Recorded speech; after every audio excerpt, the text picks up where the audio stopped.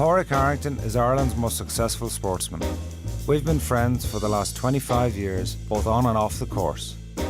At his home today, we will get a rare insight into the mind of the triple major champion and Ryder Cup star.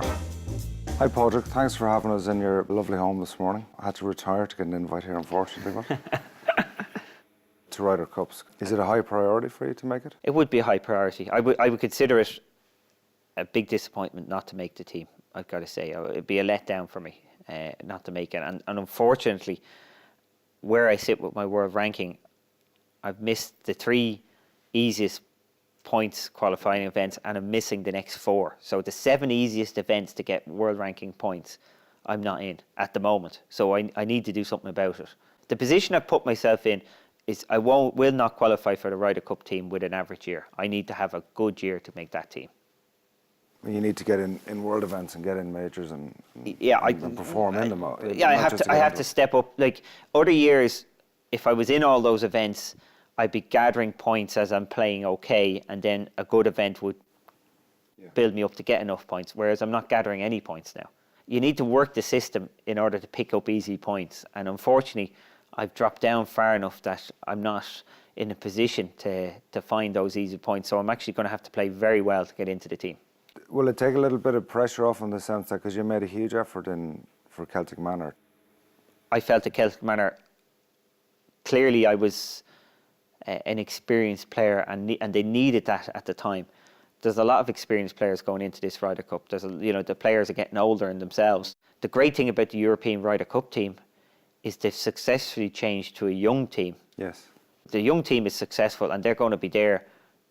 We've got 10 years of players. Mm-hmm. A lot of the same players are going to play over the next 5 Ryder Cups. So we're in a great position going forward.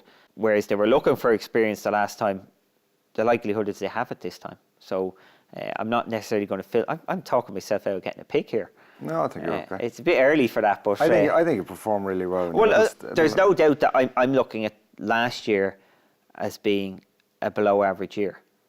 So I assume if last year's below average, in order to average it out, I should have an above average year. So that's the kind of way I look at it. I'm in good position. Yes, the less your expectations, the better. I think though, last year, I went out last year, and as much as I'm as good as I am, and really worked very hard on my mental side, I definitely got caught up in results. I definitely got caught in pressurizing myself to get results and not sticking to the routines and the processes. Pådraig, you've played 6 Ryder Cups.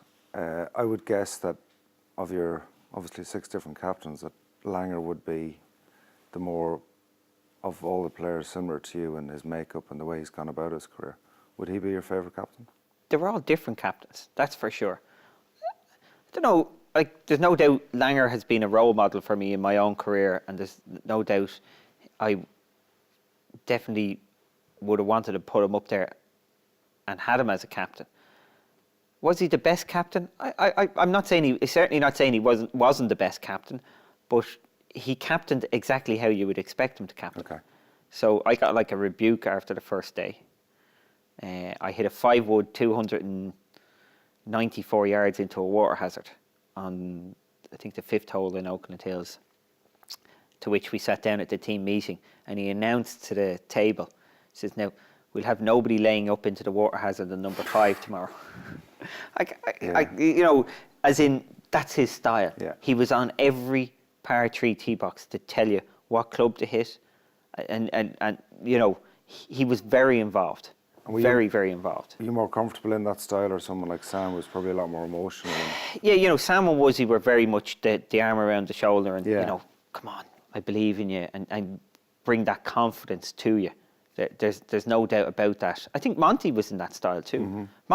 Monty had an interesting style. While Sam and Woodsy were very much in the team room, very relaxed in that sense, they also made their decisions outside of the team room. Monty wouldn't have been as relaxed, but he made all his decisions in the team room, with the team. Okay.